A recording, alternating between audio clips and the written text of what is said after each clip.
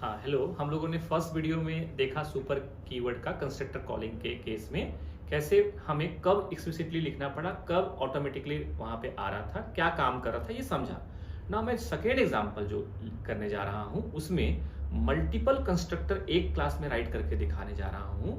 साथ में आपको ये विजुलाइज कराने जा रहा हूं कि मल्टीपल कंस्ट्रक्टर जब लिख रहे हैं तो हर एक कंस्ट्रक्टर में सुपर कीवर्ड प्रेजेंट है, और वो भी फर्स्ट लाइन में। फिर मैं उस एग्जांपल में थोड़ा मॉडिफाई करके उस मल्टीपल कंस्ट्रक्टर में कुछ जगह पे दिस कीवर्ड का यूज करके सेम क्लास का कंस्ट्रक्टर कॉलिंग करेंगे और सुपर से पेरेंट का भी कॉल करेंगे। मतलब मिक्स ऑफ चीजों को भी मैं एग्जांपल में प्रेजेंट करने जा रहा हूं। नेक्स्ट जो एग्जांपल है कि थर्ड एग्जांपल मैं लेने जा रहा हूं जिसमें कि हमें ये देखना है, थर्ड एग्जांपल में हमें ये देखना है कि यहाँ पे हम नॉर्मल एक नो पैरामीटर कंस्ट्रक्टर रखते हैं। एक ही कंस्ट्रक्टर रखता हूं मैं, no parameter. This constructor is no parameter, ठीक है ना। एक मैं बी क्लास बना रहा हूं, बी क्लास बना रहा हूं, बी क्लास बना रहा हूं मैं। इस बी क्लास में मैं मल्टीपल कंस्ट्रक्टर राइट करने जा रहा हूं। तो ये कंस्ट्रक्टर क्या है? कंस्ट्रक्टर बी क्लास का है, राइट।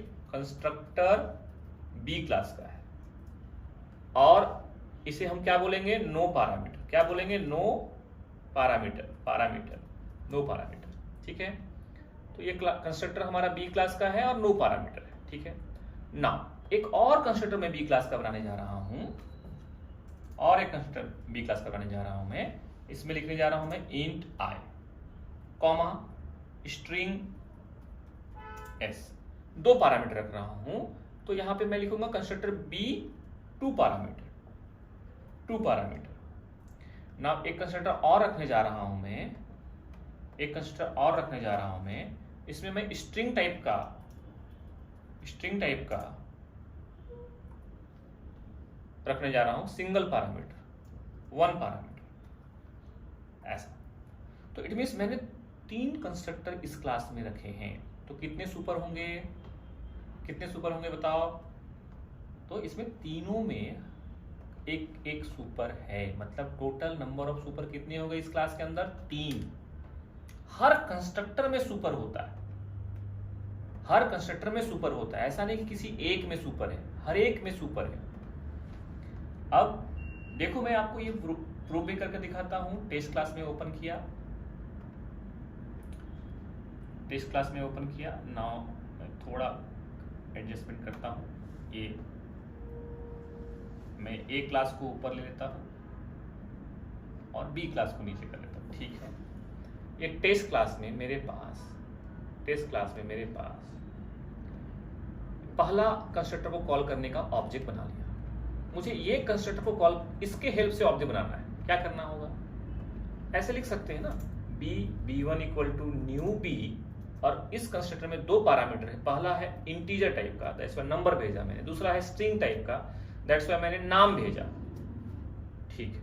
ये हमने सेकेंड ऑब्जेक्ट बना लिया ना। मुझे तीसरे कंस्ट्रक्टर के हेल्प से ऑब्जेक्ट बनाना है, तीसरे कंस्ट्रक्टर के हेल्प से ऑब्जेक्ट बनाना है। तो हम लोग फिर से बनाएंगे बी2 इक्वल टू न्यू बी, और क्या टाइप का पैरामीटर? स्ट्रिंग टाइप का है। तो मैं लिखा सीजेसी पुणे।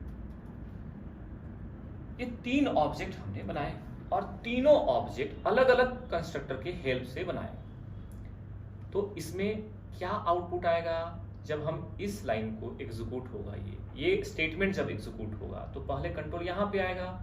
यहां पे क्या मिलेगा? उसे सुपर मिलेगा। कहां लेके जाएगा? पेरेंट के कंस्ट्रक्टर में लेके जाएगा। मतलब पहला output constructor A no parameter आएगा, दूसरा output constructor B no parameter, फिर कंट्रोल रिटर्न बैक यहां पे आ जाएगा। नाउ सेकेंड स्टेटमेंट एग्जीक्यूट होगा, सेकेंड ऑब्जेक्ट बनेगा, बट कौन से कंस्ट्रक्टर के हेल्प से बन रहा है? इससे ही बन रहा है। तो पहले कंट्रोल यहां पे आएगा, बट यहां पे इनविजिबली क्या सीखा आपने? क्या है यहां पे? सुपर है। वो कहां लेके जाएगा? पेरेंट के कंस्ट्रक्टर में लेके जाएगा। तो पहला आउटपुट क्या आएगा? कंस्ट्रक्टर ए नो पैरामीटर, वापस रिटर्न बैक आएगा जहां से गया था। फिर क्या प्रिंट करेगा? कंस्ट्रक्टर बी टू पैरामीटर, और वापस रिटर्न बैक यहां पे आ जाएगा। नाउ थर्ड स्टेटमेंट जब एग्जीक्यूट होगा, ऑब्जेक्ट जब थर्ड ऑब्जेक्ट क्रिएट होगा, दैट टाइम ये तीसरे कंस्ट्रक्टर का हेल्प से बना है, दैट्स व्हाई यहां पे आएगा। यहां पे भी उसको इनविजिबली सुपर मिलेगा, वो पेरेंट में लेके जा रहा है। फिर से प्रिंट होगा कंस्ट्रक्टर ए नो पैरामीटर, वापस आ जाएगा जहां से गया था। कंस्ट्रक्टर बी 1 पैरामीटर, वापस यहां पे आ जाएगा कंट्रोल, और फिर जाके हमारा मेन के एंडिंग से प्रोग्राम टर्मिनेट होगा।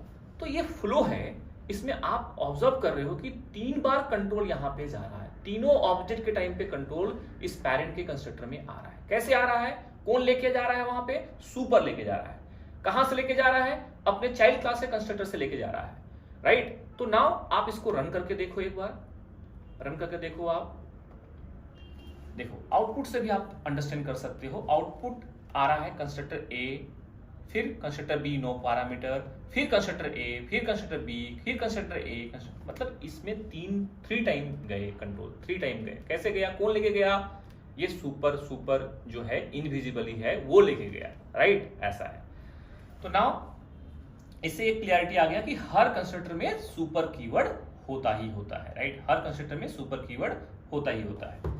नाउ हमें अभी सिर्फ एक ऑब्जेक्ट ही क्रिएट करने हैं। मैं दोनों का यूज दिखा रहा हूं अभी इसमें, सुपर और दिस दोनों का यूज। मुझे एक ही ऑब्जेक्ट क्रिएट करना है, एक ही कंस्ट्रक्टर का हेल्प लेना है, बट सारे कंस्ट्रक्टर हमारे पास जितने भी कंस्ट्रक्टर सब में कंट्रोल जाना चाहिए एक बार।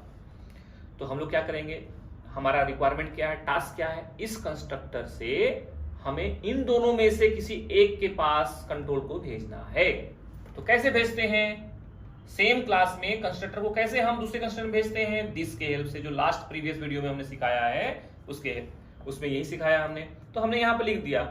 तो नाउ ये कहां लेके जाएगा, ये दिस, इसी क्लास के सिंगल स्ट्रिंग पैरामीटर वाले कंस्ट्रक्टर कौन है, सबसे बॉटम में।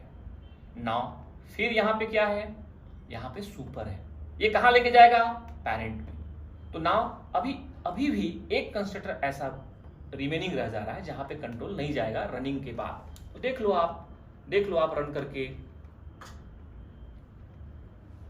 देख रहे हो, constructor A constructor B 1 parameter, constructor B no parameter. क्या कंस्ट्रक्टर बी 2 पैरामीटर में गया क्या, नहीं। अगर हमें वहां पे भी जाना है तो मैं यहां पे फिर से दिस लिखूंगा, तो दिस लिखने के बाद वो सुपर हट जाएगा।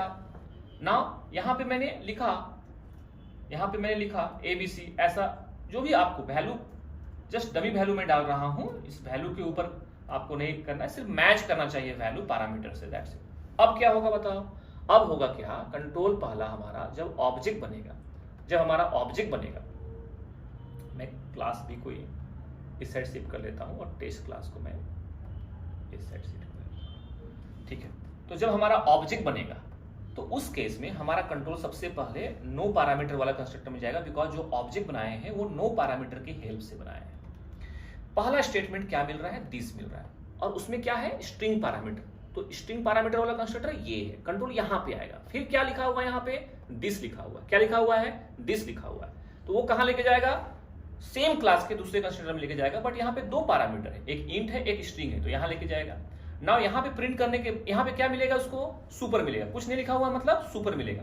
और यहाँ पे दिस लिख भी नहीं सकते, क्योंकि कल ही हमने रूल्स बताया है कि हम लोग क्लास में अगर 3 कंस्ट्रक्टर है तो किसी 2 में ही दिस लिख सकते हैं। तो ये सुपर कहां लेके जाएगा, पेरेंट के कंस्ट्रक्टर में लेके जाएगा। तो पहला आउटपुट क्या आएगा, कंस्ट्रक्टर ए नो पैरामीटर, और वापस यहां पे आएगा। फिर क्या आएगा, कंस्ट्रक्टर बी 2 पैरामीटर। फिर क्या आएगा, यहां पे वापस आएगा, क्या प्रिंट करेगा, कंस्ट्रक्टर सिंगल पैरामीटर, फिर कंस्ट्रक्टर नो पैरामीटर। देख लो आप रन करके एक बार आउटपुट देखिए आया, constructor A no parameter, constructor B 2 parameter, constructor B 1 parameter, constructor B no parameter. ये आउटपुट से भी आप मैच कर सकते हो। ना सबसे बेस्ट और अच्छे तरीके से आपको लाइन बाय लाइन अंडरस्टैंड करना है तो डिबग करके देखना है। हर एक बार आपको डिबग करने का ट्राई करना ही है। कोई भी दिक्कत होता है टेक्निकली हेल्प होके मिलेगा, राइट, सो दैट कि आप ज्यादा अंडरस्टैंड कर पाओ। मेन अंडरस्टैंडिंग इसमें फ्लो है। तो नाउ यहां से हमारा मेन से स्टार्ट हुआ। सबसे पहले कंट्रोल कहां गया, सबसे पहले कंट्रोल कंस्ट्रक्टर बी के नो पैरामीटर वाले में गया। क्या मिला, फर्स्ट लाइन दिस मिला। कहां लेके जाएगा, उसी क्लास का, दिस का मीनिंग है उसी क्लास का दूसरा कंस्ट्रक्टर, बट स्ट्रिंग पैरामीटर लेके गया। नाउ स्ट्रिंग पैरामीटर वाले कंस्ट्रक्टर में जब गया तो वहां पे फिर से दिस मिल रहा है, और यहाँ 2 पैरामीटर है, एक इंट एक स्ट्रिंग। तो वो नेक्स्ट कंस्ट्रक्टर जो हमारा सेम क्लास में 2 पैरामीटर वाला है वहां लेके जाएगा।